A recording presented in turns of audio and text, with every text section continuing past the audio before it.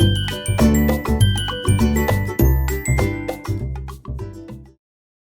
morning, guys. Good morning, guys. Good morning. This is Darryl with Lee's Lawn Care and Services. How y'all doing on this Sunday morning? I took off yesterday. It rained pretty much all day yesterday, so I couldn't come out and do my commercial accounts. And I had to move to yesterday as well, but I didn't move everything. They're gonna finish up today, moving the rest of the stuff. So if y'all know anything about moving is a challenge, man. I started off, I didn't have a whole lot in the apartment that I was in, and now it has. It's enough. We're in a 3-bedroom now, so it's pretty much filling up the 3-bedroom. As much stuff as we had up in there. It's just crazy. It's amazing how over the years you accumulate so much stuff. And I didn't think it was that much, but when you put your hands on it, it changes the dynamic of everything. So guys, wanted to talk to you about a few things, man. Customers, man. Talk about these customers, these cat-picking customers. Do you feel like they take advantage of us because we have the tools to do the job? I think they do. I think that they think that we, should give them a better discount because we have the tools to do the job, and we're just looking forward to putting our equipment, through those situations. And honestly, I'm not. Like, the machine costs too much money. If anything breaks on the machine, we got to fix that. So we have to be compensated for our time of just taking the risk of putting our machines in harm's way on these out of control yards, because I think a customer sees that, it's like, oh, he's got that, he's got the grave digger on there, so he can just blow through anything. So let me go ask him and hope that he charged me like a few bucks to do the job, when in all honesty, when I charge these jobs and we're doing these different things, I'm thinking about what if that equipment breaks, what it's going to cost to get it fixed. And I need to charge accordingly, because that's a lot of wear and tear on your equipment. So you have to keep that in mind. There's a lot of wear and tear on your machines whenever you're doing these out of control properties. Now, if you're doing something that's normal, that's under control every week or bi-weekly or whatever, yeah, it's going to get a little stressed, but typically, you typically come through those and it's not too bad. But then when you get them, the ditch, like I did, it's a lot of wear and tear on my trimmer, right out the back.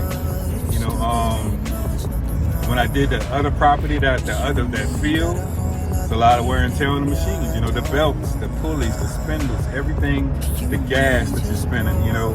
There's a lot of wear and tear on your equipment when you're doing abnormal work, and it's not.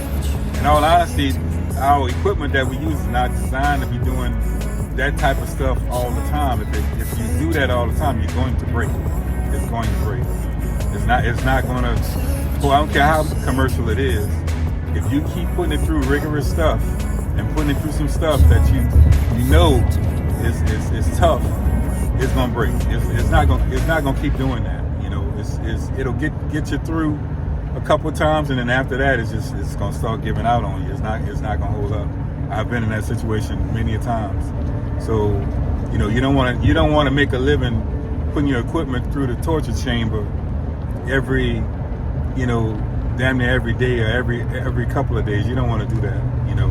That's just it's gonna be rough on everything.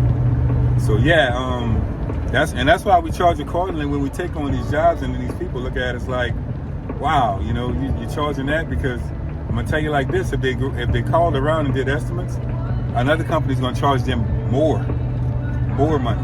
It's not gonna be what you charge, because you taking into consideration a lot of things, and then you're willing to take the risk for a certain amount. But some of these other companies are there's no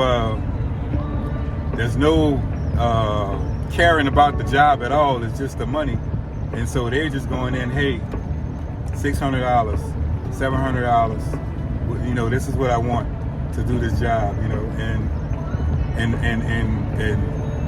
truth be told, people are paying that for certain things. You know, they are paying it. You know, it's not even a question. They just going in and they doing the work, and the people are paying it. So, you know, they may look at you because they figure you small time that you shouldn't be charging that, but man, you charge what you got to charge to do the job. You know, because you got to be compensated for your time, and you got to be compensated if that piece of equipment breaks. You better have the funds in the back to pay for it. You got to have the funds to back it up.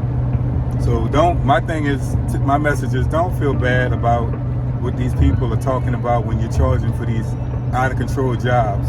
You know, don't feel bad about what you're charging, man. Sometimes you need to think about charging a little bit more, in all honesty. Because, and I saw one of my good friends, man, New Hopes, he had one, you know, he was talking about this lady and talking about, you know, what he was dealing with that. And I get it, you know. And I just did one. I just did 2 of those bad jobs, man. And one of them, I charged them $400. You know, it is what it is to do it.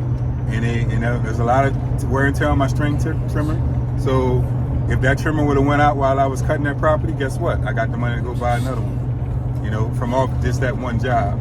So you got to think about that when you're pricing these jobs out. And then I just did that bad weeded area where they wanted pictures of before and after. And my thing was they should have known what the property looked like before I went over there. But I guess they didn't take the time out to check that out.